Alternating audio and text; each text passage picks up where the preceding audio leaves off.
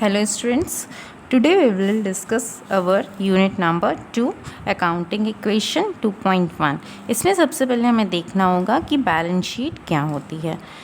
What is balance sheet? So balance sheet is a statement which shows financial position of a business, that is assets and liabilities। Balance sheet एक statement होती है जो कि business की financial position को show करती है। Means हमारी एसेट्स कितनी है और लाइबिलिटीज़ कितनी है। यहाँ पर देखिए मैंने एक बैलेंस शीट का फॉर्मेट बनाया हुआ है। बैलेंस शीट ये एक स्टेटमेंट होती है जिसमें हम एसेट्स और लाइबिलिटीज़ को शो करते हैं। Left hand side liabilities then amount, right hand side assets then amount. ठीक है, अब इसमें देखिए ढेर सारी एसेट्स के नेम लिखे हुए हैं। Cash, debtors, stock, furniture, machinery.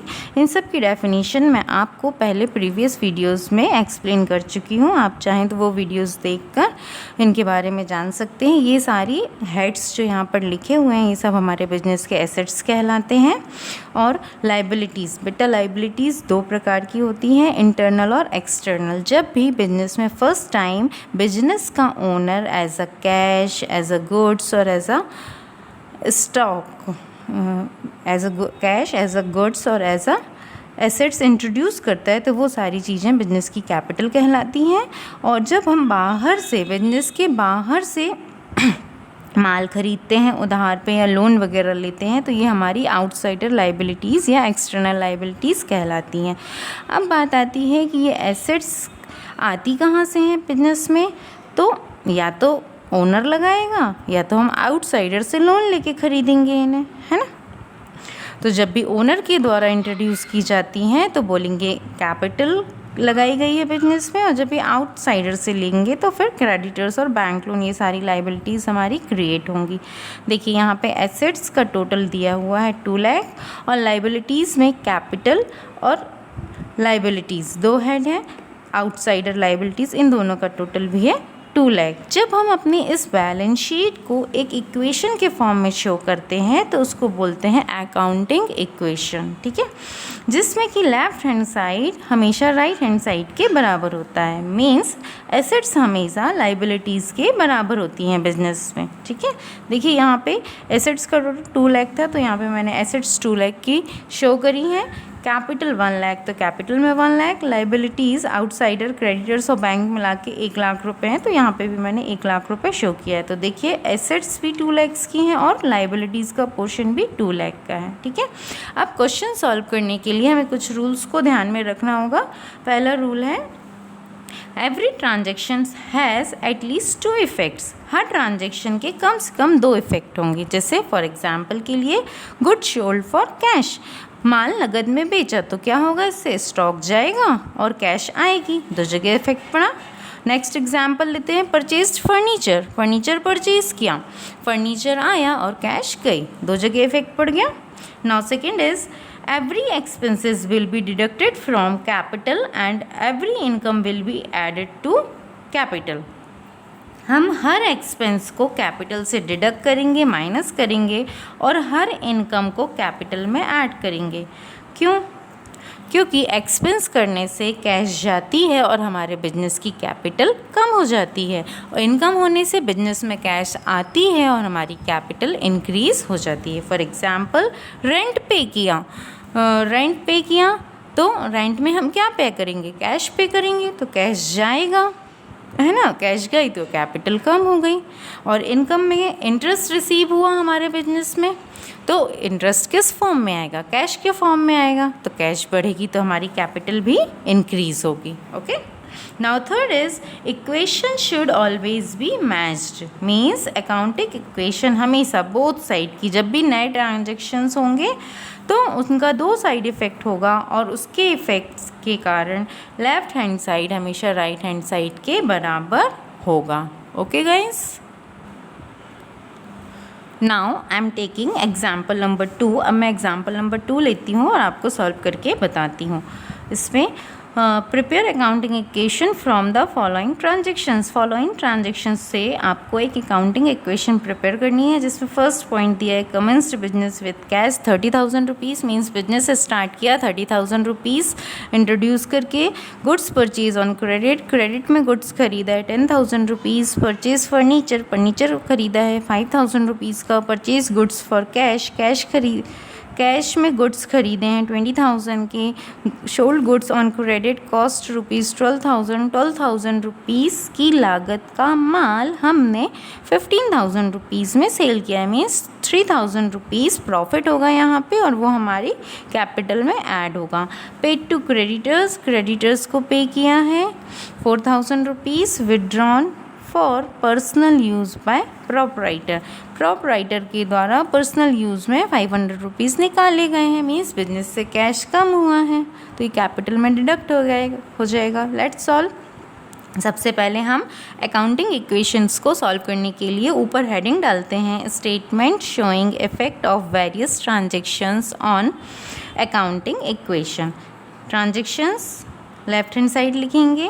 Now सबसे ऊपर हम लिखेंगे assets equals to liabilities plus capital. अब हम एक एक ट्रांजेक्शन्स पढ़ते जाएंगे और एक एक हेड लिखते चलेंगे, ठीक है। फर्स्ट ट्रांजेक्शन है commenced business with cash, business में 30,000 रुपये लगाकर स्टार्ट किया, तो क्या लगाया, कैश लगाया, तो कैश लिखेंगे एसेट साइड और उसके नीचे लिखेंगे 30,000 रुपये, और यहाँ पर लेफ्ट हैंड साइड में कैपिटल आ जाएगी 30,000 रुपये की। एक अकाउंटिंग इक्वेशन के दो जगह इफेक्ट हो गए, कैश भी आ गई और उससे कैपिटल भी लग गई 30,000 की, ठीक।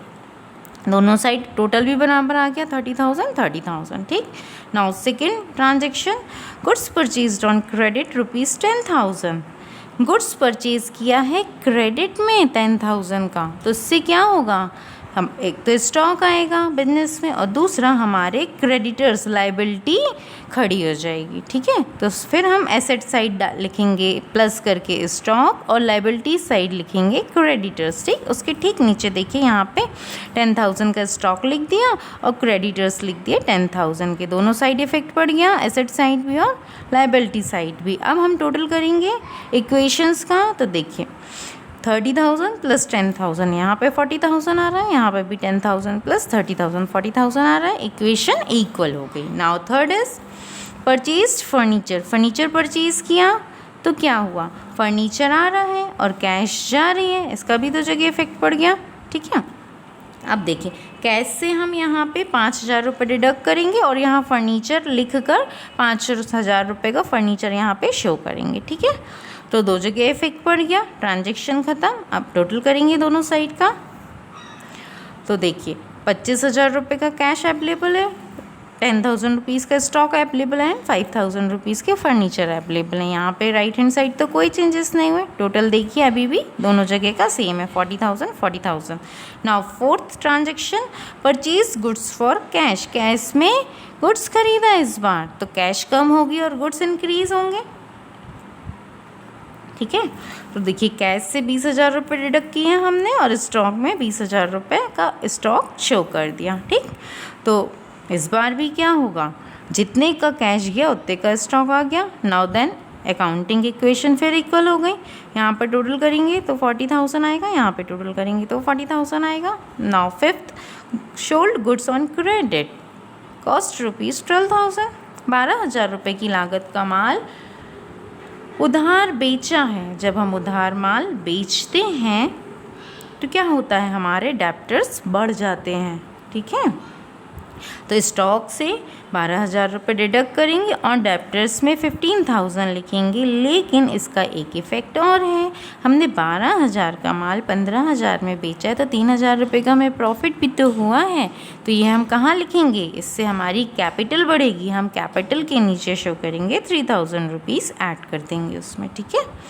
तो क्या हुआ, यहाँ पे स्टॉक में से 12,000 कम हुए, डेप्टर्स हमारे खड़े हो गए 15,000 के और कैपिटल इंट्रोड्यूस हो गई 3,000 की और, ठीक है। तो न्यू इक्वेशन क्या बन जाएगी, अब 5,000 रुपये का कैश हमारा बचा था, 18,000 के स्टॉक बच गया, 5,000 रुपये का फर्नीचर पड़ा है हमारे पास, 15,000 के डेप्टर्स क्रिएट हो गए हैं। नाउ 10,000 के क्रेडिटर्स हैं लाइबिलिटी साइड और 33,000 की कैपिटल बिल्ड हो गई। टोटल करेंगे तो दोनों साइड टोटल इक्वल आएगा 43,000 और 43,000।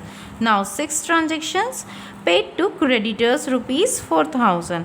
अब हमारे ने जो उधार माल खरीदा था, यहाँ पे देखिए 10,000 रुपये का क्रेडिट में गुड्स परचेज़ किए थे। 10,000 के जो क्रेडिटर्स हमारे खड़े थे यहाँ पे, हमने उन्हें 4,000 रुपये पे कर दिया है। ठीक, तो 4,000 रुपये से क्रेडिटर्स कम हो जाएंगे और 4,000 रुपये से यहाँ पे कैश भी कम हो जाएगी, क्योंकि हम उन्हें कैश में पे करेंगे। ठीक है, तो देखिए दो जगह इफेक्ट हो गया, कैश भी कम हो गई और क्रेडिटर्स भी कम हो गए। अब दोनों साइड का टोटल भी देखिए इक्वल ही आएगा, कितना, 39,000 और 39,000। Now last transaction, withdrawn for personal use by the proprietor ₹500। Proprietor के द्वारा पर्सनल यूज़ के लिए 500 रुपये निकाले गए हैं बिजनेस में से। तो किस फॉर्म में निकालेंगे, वो कैश में निकालेंगे। तो कैपिटल से 500 रुपये कम होगा और यहाँ पे कैश से 500 रुपये कम होगा। मीन्स एसेट साइड भी और लाइबिलिटी साइड भी, दोनों ही साइड 500 रुपये कम हो जाएंगे। और नाउ फिर से हमारी अकाउंटिंग इक्वेशन इक्वल हो जाएगी। अब कितने हो जाएंगी, 38,500, 38,500। That's solve.